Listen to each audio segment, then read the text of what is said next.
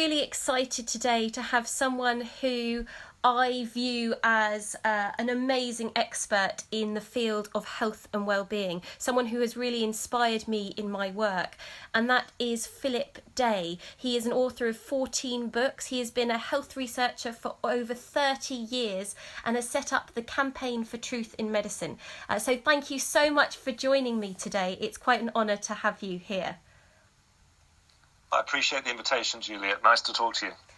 So what I really want to talk to you about are a few of the issues facing health and well-being to people today and your take on it. So really the first question is, what are the most important issues do you think facing people's health in today's day and age? Well, I think you read so much in the papers, and the first thing, and we can get on and maybe talk about this, is that there is huge disinformation going on through mainstream media and programs, and we'll come on to what I call the big club, which actually is a subject I'm going to be talking quite a bit about this year. But an interesting way to look at what's facing us all health-wise is to look at the historical perspective to disease. In other words, what's killing us today is not what was killing us 165 years ago, and there are huge insights to be gained from understanding. Let me give you an example. In ranked order of beastliness, this is what would be killing your forebears 165 years ago in Victorian England. Whooping cough, by far the leading cause of death, terrified everybody. Typhus, coming down to scarlatina or scarlet fever, influenza, cholera, measles, smallpox. And what you notice is that towards the end of the 1800s, these all start to go away. Now, the big lie that's put out there is that vaccination somehow finished off whooping cough and smallpox and these sorts of things. But if you look at what's going on, it's very clear, and the science is unequivocal on this, that social cleanup programs instituted after what was termed the Great Stink of 1858. They began cleaning up the water supply and the food and the environment and limited overcrowding in tenement blocks and so on. These diseases went away. At the point when vaccinations were introduced, these diseases had declined over 90% in certain cases like diphtheria and smallpox and so on. Now, what's killing us today is in ranked order of beastliness, starting with the leading cause of death is medical and drug intervention, followed by heart disease, closely by cancer, then stroke, pulmonary lung disorders like COPD and emphysema, diabetes and Alzheimer's. So if you get a picture that as the dirt and the filth diseases of the medieval era went away, all of a sudden in the last couple of decades of the 1800s, you start seeing these new diseases coming out. They named Alzheimer's in 1906. It's very interesting to note that if you wanted to find heart disease in the 1830s, you'd have to search the footnotes of the medical journals of that decade to even find it mentioned as a matter of mild historical interest. Heart disease is the leading cause of disease death today. So why cancer, of course. Why do you think there's been that massive shift between it being in the footnotes to now being one of the main causes?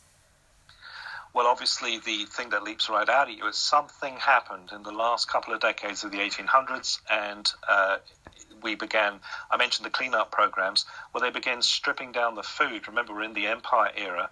We wanted to ship food across the world, so you can't put a whole bunch of organic food into the hold of a ship and float it out to India without it rotting.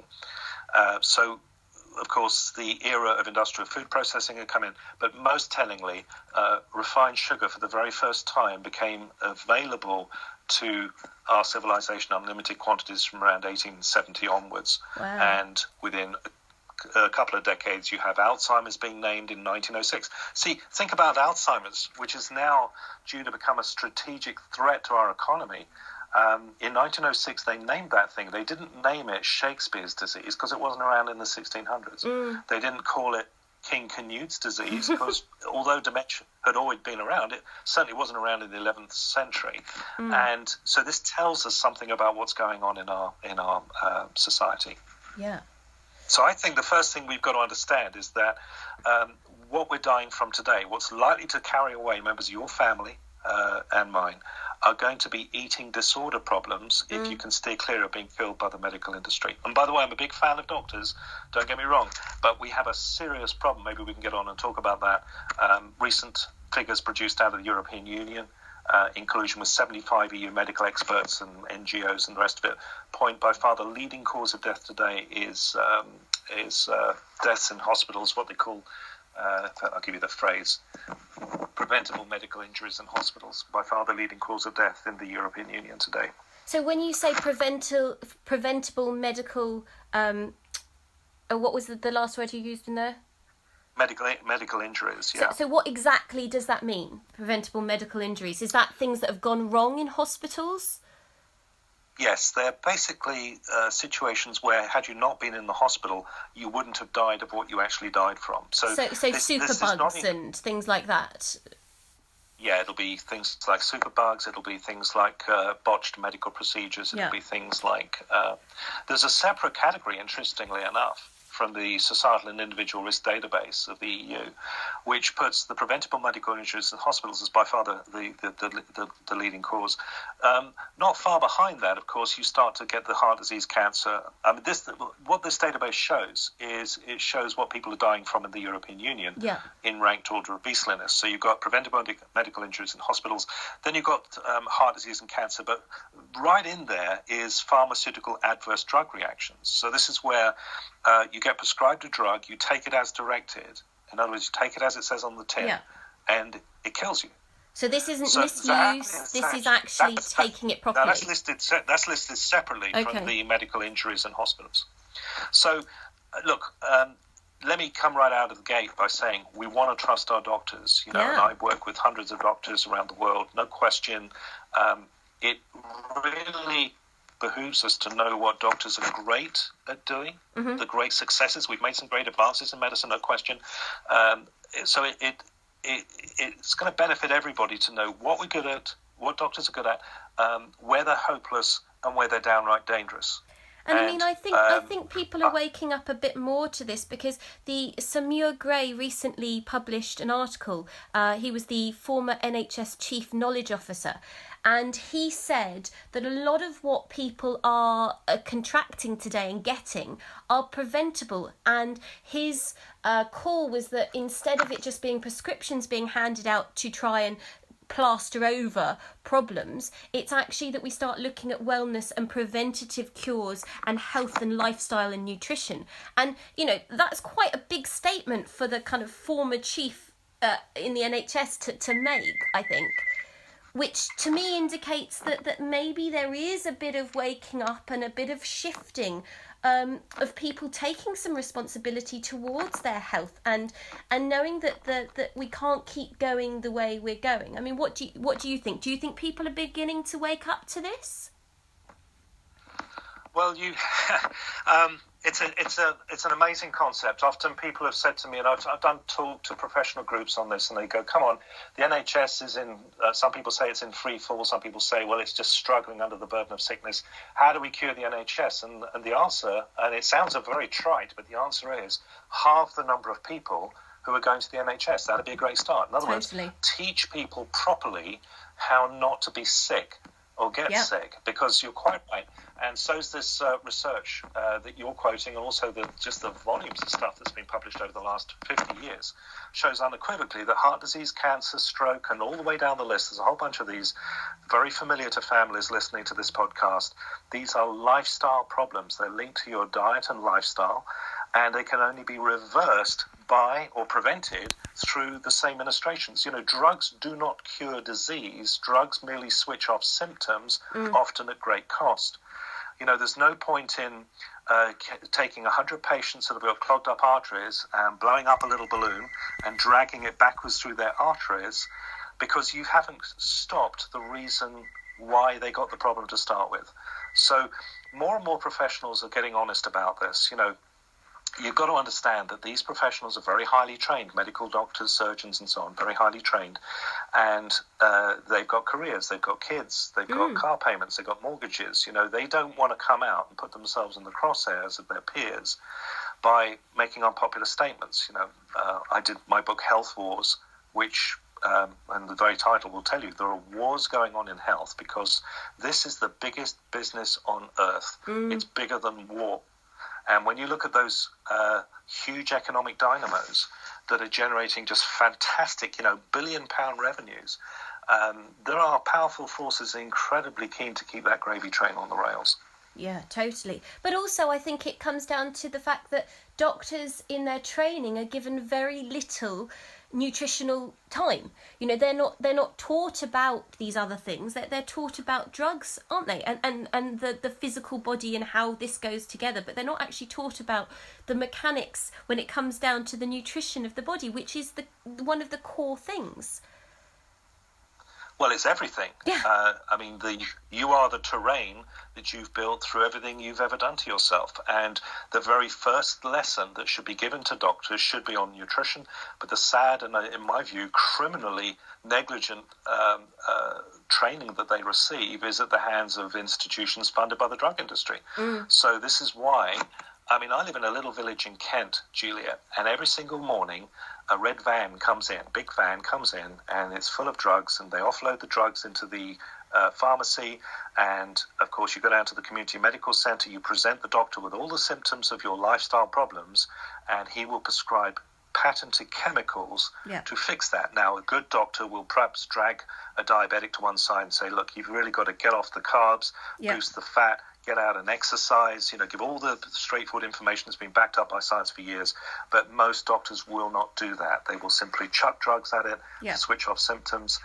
And your average doctor, I'm constantly making documentaries and interviewing doctors, and pretty much across the board, these men and women of science who went into medicine for all the right reasons. Here I am, here to save the world, train me up, maybe received, a day's education on nutrition, if they weren't playing golf that afternoon.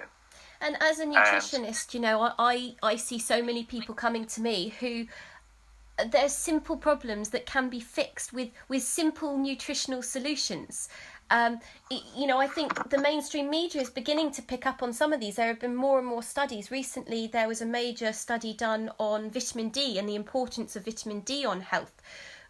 And then another study. When you look at that article, Julia, as a classic example of damning vitamin D with faint praise and damning nutrition with faint praise, many people listening to this podcast will have read that article and seen the recommendations. Vitamin D is good. Take 400 international units, which is not even enough to jumpstart a cricket. So you get the issue presented to you that you and I live in a country that hasn't seen the sun since 1968. You've got a very high level of vitamin D deficiency in this population, and we're being told to take 400 IUs. So what would you recommend we actually take for vitamin D in this kind of climate that we live in? Well, let's put it this way, and this is the problem across the board, because the recommendations that are being given through mainstream media, and we're going to get onto the big club in a minute, if you like, and show how this has been very tightly controlled about the type of information that's being put into the public domain. You hear, well, vitamin C, 1 week vitamin C is brilliant at doing this, next minute, no, vitamin C is quackery, and vitamin Bs are great, no, next week it just gives you expensive urine. So this fosters in the average member of the public, certainly the people who've been hypnotized by how mainstream media always changes the truth, always tells the truth and cannot possibly lie to you about areas of science like this. We'll get on to that. But vitamin D is a very interesting case because your immune system is underpinned by vitamin D, and so is your cellular repair process. In fact, vitamin D is so crucial to the cell on a primal level that if it's not right, if the vitamin D is not right, then nothing else is really going to work downstream of that. And about 10 years ago, we started seeing great studies coming out showing the benefit of vitamin D in reducing all-cause mortality, and in many areas like heart disease and cancer and diabetes and Alzheimer's and areas like this, it is a prime player, and yet we've been taught to fear the sun ever since the global warming nonsense came out. I know. So the issue here is that they say you'll take 400 IUs. Now, it's actually not about how much vitamin D you supplement or how much sun you get. The key issue is what is your blood serum concentration of this valuable, it's actually not even a vitamin, it's a serosteroidal hormone. What is your blood concentration of this? Now, there's a level, if you go to the NHS, they'll say, well, on a scale of 0 to 300, if you're over 50, you're fine. And you're not fine. The new paradigm has taken a look at, for example, lifeguards who have safe unlimited access to sunlight, and when you test their blood concentrations, they optimize at 150 on that scale. Wow. Now, if you get to 150 on the scale, all kinds of things start happening to your immune system and your cellular repair, and across the board, all cause effects of vitamin D are pretty stunning. This thing upregulates about 3,000, about 10% of the human genome will upregulate and modify you as you get older. Okay. Remember, you are this incredible machine that's replicating billions of cells every minute. Yeah. And underpinning that whole process is a range of these nutritional dynamics that we talk about in the workshops, which are very easy to put right. In fact, you're the only one that can put them right, because your doctor's not really determining what's going on your dinner plate tonight. No.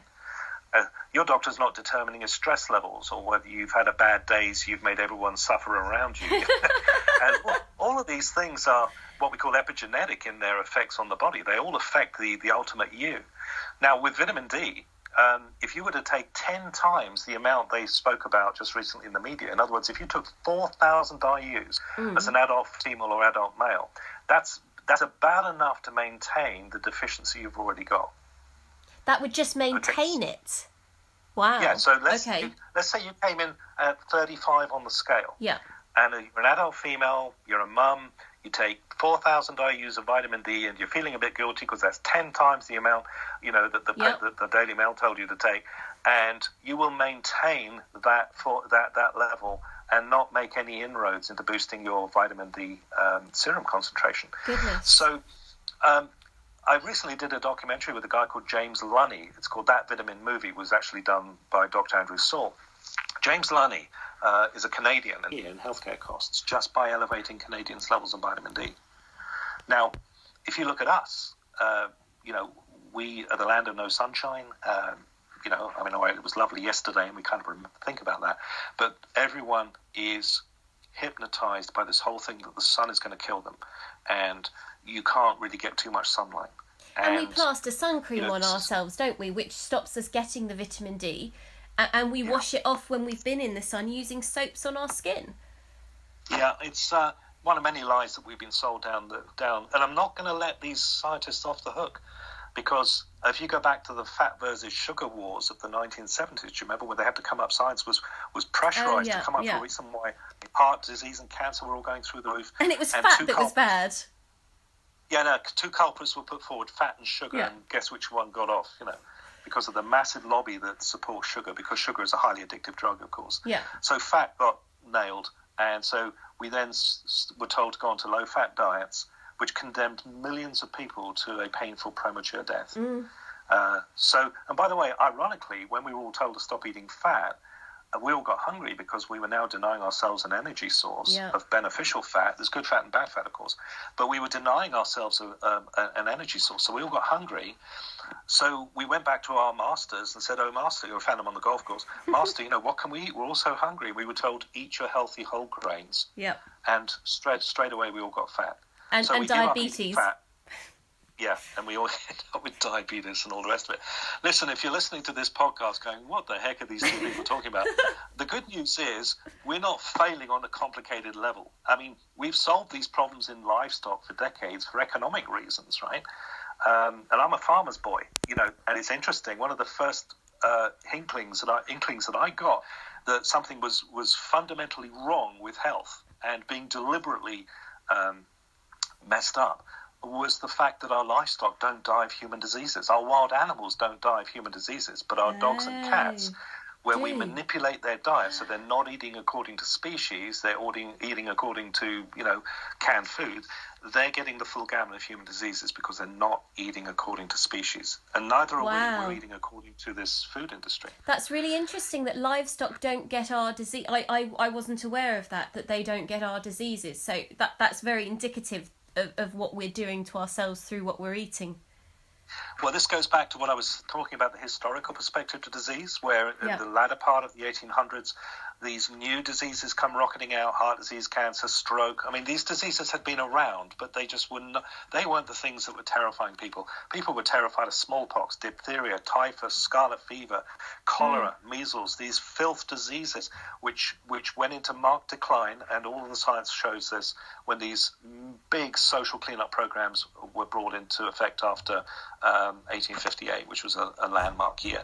So all of a sudden, we're faced with the industrialization of the food process, and all of a sudden, people, mums are feeding their kids, thinking that if their kids are full, they've eaten well. Yeah. Because at that point, no distinction was being made over what type of calories you're putting in your kids. So that's when we started seeing cancer really rocket to the fore. And instead of going back, when cancer became a serious problem from, say, the end of World War I onwards, the full might of the cancer and the medical research monopoly, at that time run by the Rockefellers and Carnegie after the Flexner Report, all of it was aimed towards a drug solution. None of it. Very little money was put into, hang on a minute, 100 years ago we didn't have this problem. What's changed? And the answer is, well, everything. The industrialization of our civilization, the food supply, the stress, World War I, of course, that didn't help at all. And, of course, issues with botched medical procedures were starting to happen at that point. Drugs with just crazy side effects were being indiscriminately given to patients at that time. It was a really horrific era. And we're not out of it. This stuff still goes on. And when we realize a fundamental axiom, and that is you can't heal people by poisoning them, then that's the beginning of wisdom. So ultimately it comes down to we really need to get back to the basics, and we need to put good nutrition into our body, unprocessed, unrefined foods, and we need to look at some core nutrients like vitamin D that underpin our whole system. Yeah, there's a war, because my book was entitled Health Wars. You've got very organized forces who will rubbish any approach to disease by saying, well, diet has nothing to do with cancer. Diet has nothing to do with this or that. And you see these issues endlessly argued and denigrated and debunked in the papers, supposedly debunked anyway. And most members of the public, of course, are hypnotized. As I said, the mantra is, I believe in science because science never lies, and neither does the government. This is the whole thing. They gobble down everything that's fed to them through the mass communications media. Very, very few members of the public these days actually go and look at the frontline science on any of this. Yeah. So they're simply being bashed around in a carousel between one opinion and another opinion. And what this does is it fosters in people a feeling of hopelessness to the point where they just go, well, I'm just going to, my doctor knows best. And, would these be the same doctors that were promoting smoking as a healthy thing back in the 1950s? And all the adverts coming out saying most doctors, I've got these adverts I'll be showing in the workshop this year, more doctors smoke Camels than any other cigarette.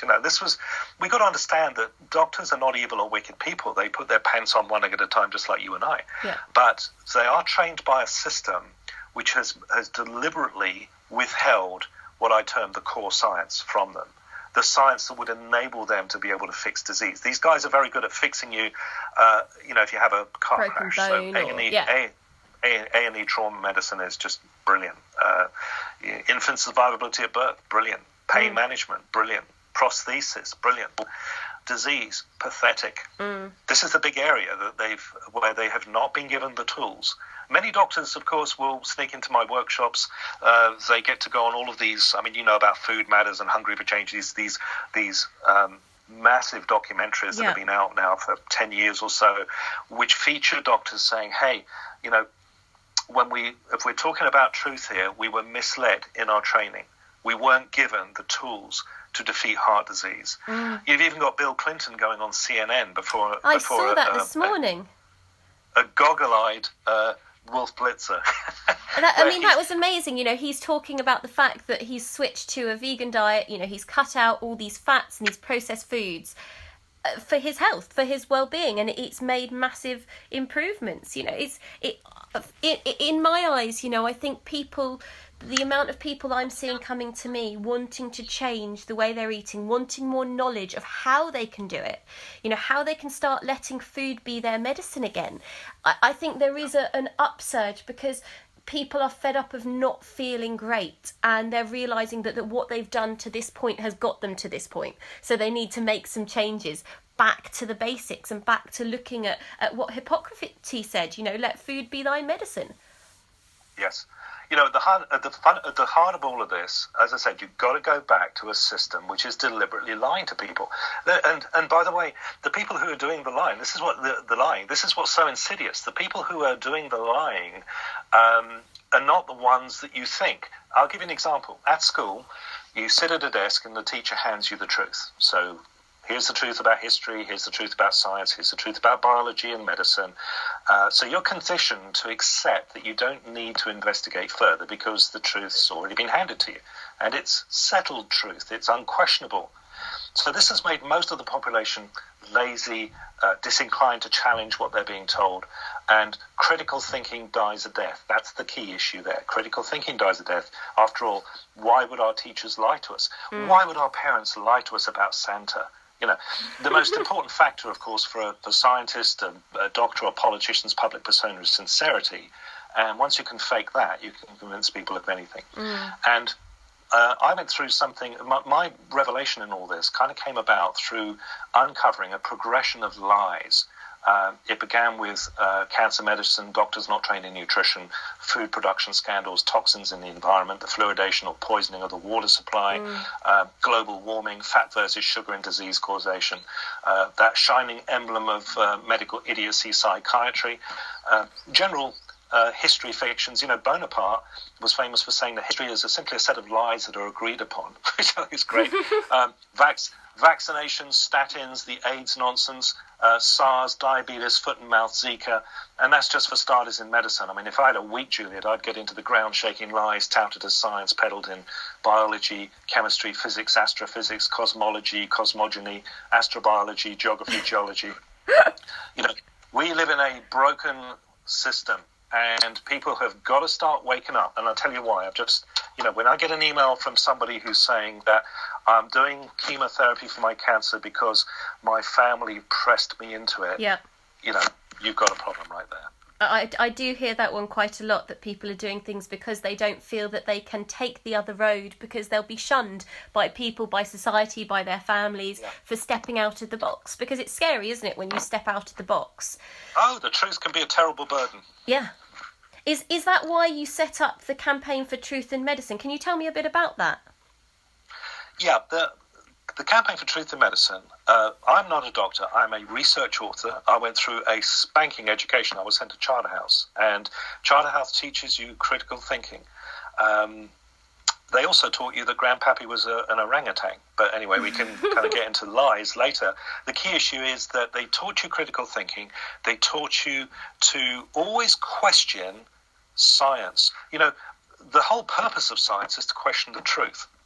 If you think about that for a minute, you don't question science to be obstructive or cuss it. You question it because that's how you get to truth. It's a breadcrumb trail. And there are many things 100 years ago that were accepted as being true, which we now to be complete nonsense, and we moved forward. Why? Because we questioned science without fear or favor. It can be a terrible burden to do that, because it's a very lonely road. If you want, I think it was Ron Paul who said that truth is treason in an empire of lies.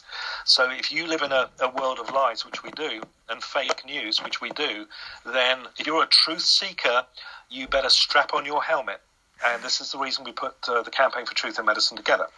CTM is really a citizen's approach to looking at the science, to going back. I love science, but you've got to make the distinction between proper science, which is using what we call a zetetic approach. In other words, an approach using inquiry and investigation, as against the religion of science that's being put out today, which is known as scientism, which is, we scientists know what the truth is, you better believe what we tell you, or so much the worse for you. And the public is caught in the jaws of science and scientism because they don't know the difference between the two. And it's Mark Twain was famous for saying it's easier to fool the people than to convince them that they have been fooled. And this is exactly the problem that we've got in medicine and a whole range of other areas of our civilization today. So CTM is really an educational unit that's set up to get people to start using what's left of their mind to engage critical thinking. This doesn't mean do away with your doctors, because many doctors who appear in our documentaries, and many of them have got blogs and YouTube channels and all the rest of it, these are champion doctors, scientists at the top of their fields who are absolutely sick to death now of the lying and the millions of people who are dying unnecessarily because they're not given proper guidance as to how they can make simple changes at home that will make all the difference. So does the Campaign for Truth allow people to kind of interact with this on a deeper level? What we do is the Campaign for Truth in Medicine is really, if you like, a hub through which you can access, and there's no charge for any of this, through which you can access websites. Let me give an example. There's a website you're familiar with, Juliette, greenmedinfo.com. Yeah. Has hundreds and hundreds of thousands of science papers on there, all distilled down to language which the ordinary men and women in the street can look at. And I have a pretty highbrow view of public intelligence as well. I think a lot of people are much smarter than the media makes them out to be. Yeah. There's a huge amount of patronizing of the public that goes on. You're seeing this. I'll give you an example. Whatever you think of Donald Trump, all these demonstrations, this illustrates the point perfectly. All these demonstrations going on right now over whether or not Donald Trump is going to be allowed a state visit to the UK completely missed the point, and that is that man, whatever you think about him, was voted into power by millions of ordinary Americans. Yeah. So by dissing him, what you're in fact doing is dissing the American population who voted for him, millions of people. It's not about Donald Trump. It's about, it's about the people who voted for him. Yeah. Whatever you think about, their politics. And so it is with science. I love science because science either is or it isn't. And that's the great thing about science. But what we're seeing today is a huge fraud that's been underway for a long, long time now, which has become, by the way, so endemic. It's a bit like the European Union. A lot of people who are aghast that we're putting out of the European Union have never been told the European Union is a criminal organisation that squanders 10% of its budget on fraud every year, which is why the European Court of Auditors have not been able to sign off the EU accounts 22 years in a row because of fraud and corruption. Whew. Now, Julia, if you ran your business like that, you'd be in prison. They would bury you so deep they couldn't pipe you in the air. Yeah. So people are, Europe's great. No, it's part of the big club, right? It's endemic corruption that's gone on. We've got to wake up to this. It's to come into this knowledge is a burden, as I said, but it is beautifully liberating. And you need to know this because if you go down with a diagnosis of cancer, then you've got to start making some smart decisions.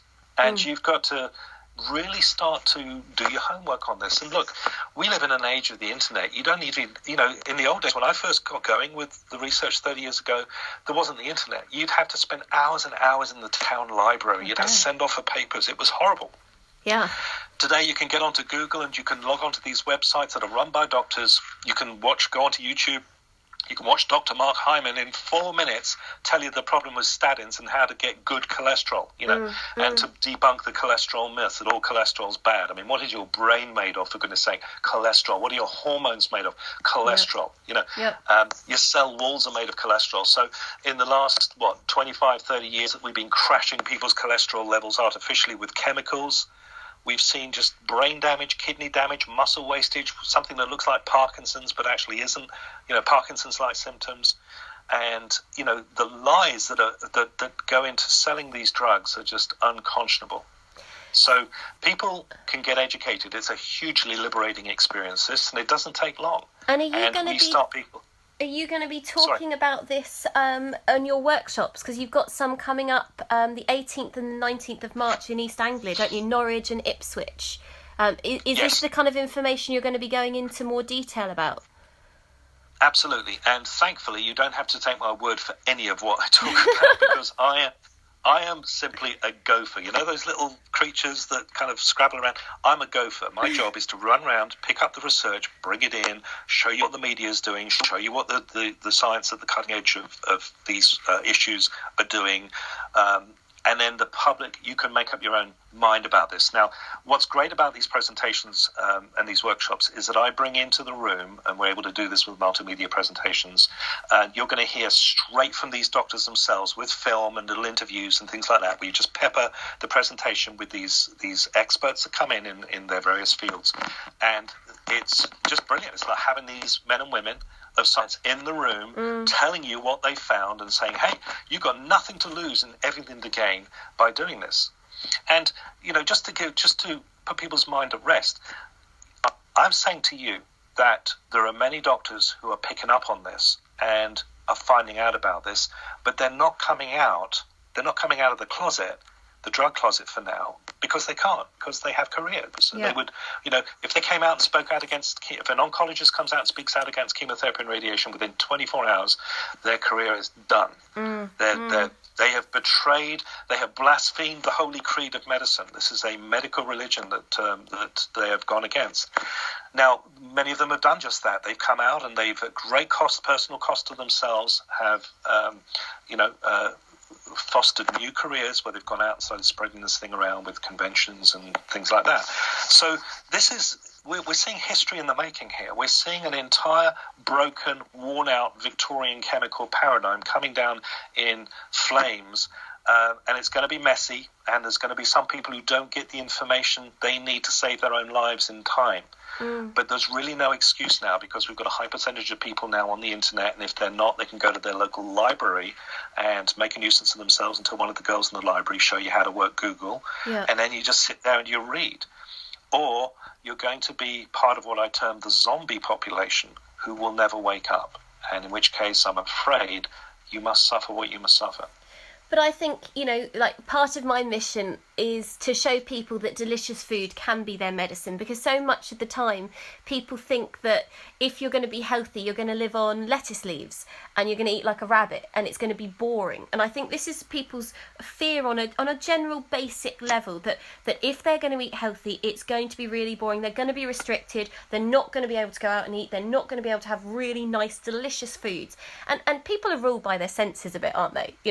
A lot of the general populace, they want to have that kind of sensual, nice taste, and so often that's what's fooled people, isn't it? It's what's brought people down the rabbit hole, because they thought, well, this tastes nice, so I can have it, and that's well, again, Juliette, you more than anyone know that you have a multi-billion-pound food industry employing the top scientists to just con your senses with all types of foods, which aren't foods at all. I mean, totally. I always say to people, look, next time you're down the supermarket, walk in through the door and then stop and then put your new eyes on and take a good look at what's in front of you. And what you realise you're looking at are simply row upon row of highly processed commercial material that's being palmed off on the public as food. It's not food. That's why these problems like heart disease and cancer, diabetes and Alzheimer's, these are eating disorder problems. But more than that, these are diseases of chronic, get this, malnutrition. Yeah. That's what's really going on here. Chronic malnutrition. Yeah. That's why we're dying of diseases not even our wild animals are dying from. I mean, for heaven's sake, when was the last time you were chasing a rabbit in your headlights down a country lane and it rolled into the ditch with a myocardial infarction? These are animals who are eating according to species. They're not eating according to Nestle. Nothing against Nestle. No, totally. But I think we have to you're right. show people, when we got into this, when we got into what real food really was, you see, the public still has this whole thing. You look how somebody like Gwyneth Paltrow is totally mocked in the media. She eats lettuce leaves and she needs a good meal, and all of this kind of business. People have the zombie population out there, the slaves to the system, who, by the way, will defend the very system that's killing them to the death. Pharma or big food, they do have paid trolls by the 100 out there, monitoring social media, but they don't really have to police this, because the zombies police it for them, because they're so sold out and hypnotized about man's brilliance in this whole area. You see them shoveling all this food into their baskets as they're pushing them around the supermarket, and you take a look at that basket and, there's nothing in there that's going to feed their kids. All of it is all taste. These people are addicts to this food. That's the problem. because sugar is highly addictive. Everyone knows that. And yet this lie has been, because we're so addicted to it, you don't want to be told that the substance you're addicted to has got you by the short and curlies and that could end up killing you any more than you would if you were a heroin addict. An alcoholic doesn't want to hear what the alcohol's to them.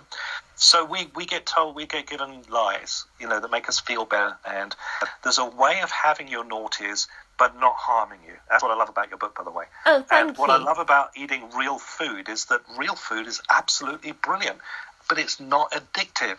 Yeah. It's what your body needs. You see, if you can get this central premise that the last 150 years, our world has changed unbelievably, but our biochemistry has not. Our bodies still require the same nutrients they ever did. Yeah. And the problem is we're not feeding them that anymore. And this is why we're dying of diseases that weren't even on the radar 150 years ago. Well, it comes back to that minimum optimum diet, doesn't it? A small amount of food that is nutrient dense and your body eats it and goes, you know what, I feel satisfied. Whereas if you eat an empty plate of food that's maybe massive, it's not got those nutrients, so your body eats it and maybe is full for 20 minutes and then it goes, oh, I'm hungry again. Because it's still looking for the core thing. It's looking for those nutrients it didn't get, which it needs to get. And it knows, the body is so supremely intelligent if we give it a chance to be. Yeah, the problem is that most people won't do this because, and I understand that changing what you put in your mouth is probably one of the hardest things you're ever going to do in your life. And a lot of people won't do it unless they're facing a death sentence. Out of the thousands of people I've come in contact with me over my 30-year career of studying diseases like cancer and diabetes and heart disease and all the way down the totem pole, the same thing keeps coming out. What they keep telling me is, I would never have done this. I would never have changed my wicked ways if I wasn't facing the Undertaker. And then I did change it, and, most of them made it. So a few of them didn't. For a kind of conclusion, if you were going to give people a few things that they could actually do to start, if people are ready, I want to make a few changes to my health, what would you say, in your opinion, would be the kind of top 3 things that people could start to do to actually make an impact upon their health? I would say it would be diet, and that would include hydration. So this is switching over to real food. I can say to anybody in the street, do you know what real food is? And they know. They know what real food is. Yeah. Do you know that you need water, not water-containing beverages? Your body requires 2 atoms of hydrogen and 1 of oxygen, except no substitutes, right? So the diet, you need to solve the malnutrition issue, pure and simple. Yeah. Within that, you've got a number of subcategories about fat versus sugar and carbs and proteins and all the rest of it, which we get into and I won't deal with here. But the diet needs to be dealt with. The next thing is absolutely vital, and that is exercise. Mm-hmm. You must move. Your body has a number of physiological systems that require movement. And most people today, of course, we live in a very soft and squidgy and comfortable environment where we don't see the need to do that. It's not the world that our great-grandparents lived in, where they were out working on the land and, were biking everywhere and that sort of thing. The next and the third thing, if you're going to keep me just to the 3 things, will be monitor your stress. You've got to unplug from the matrix. You've got to unplug from the fake system that has enslaved you. And first thing, I have to monitor the press as part of my job. I hate it. You feel like a bath afterwards. Yeah. But The Guardian did produce an amazing article that said, and it was written by Ralph DeBelly, and Ralph DeBelly said this. He said, stop reading newspapers. This is in The Guardian, right? Yeah. Stop reading newspapers because this is just tossing you under the bus in a whole range of different ways. Yeah. But we're addicted. This is what we call media fear porn. And people are plugged into the fear porn. Yeah. We're plugged into when the next Islamic jihadi, atrocity is going to occur. When are the machetes going to show up in my suburb? And we're addicted to fear porn. And this is the same way that, horror movies are so popular because, that's just the if you like, the yin yang of human consciousness is we want to be safe, but we want to just kind of have a bit of the naughty stuff as well. We need to get into the other areas. So stress is a big one because if you are stressed out, not just by what you think is happening in Afghanistan, which, by the way, is none of your business, other than if you've got a soldier friend or a family member out there. But we're plugged into all kinds of stuff that has nothing to do with us at all. And this is causing a major problem with our immune system, our general outlook, depression. 40% of Americans, Julia, suffer from clinical anxiety. Wow. That's a large percentage. Yeah, 40% of them. What are they now? 304. That's about 115 million Americans are clinically anxious because of what they're plugged into. Goodness. Yeah. So those are the three things I'd start with. And Brilliant. by the way, in my workshops, they are coming to Norwich and Ipswich. I can't wait. I'm going to be there at Norwich. I'm really looking forward to coming. Yeah, we're going to be just ripping into all of this stuff. And the name of the workshop is Maximum Health.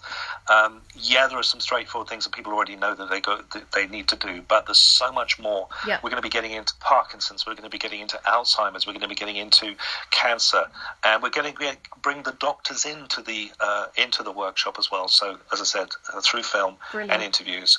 They've got a lot to get off their chests, and they can't be there, of course, on the day, but they can sure, say their thing and have that put out as well. Amazing. And how can people find out more? If they want to find out more, how do they get in touch with you? What's your website? And the website they can go to is phillipday.com, Phillip with two L's. My mother was drunk signing the birth register. Phillip with two L's, phillipday.com, or Credence, CREDENCE.org, credence.org. They're actually both the same site. And when you get onto our site there, lots of information there. But if they click on the events tab in the main menu at the top, that will take them through, and they can get tickets and see what the whole thing's all about. Brilliant. Thank you so much for taking time to talk to me today. It's been absolutely wonderful. Real pleasure to have you on.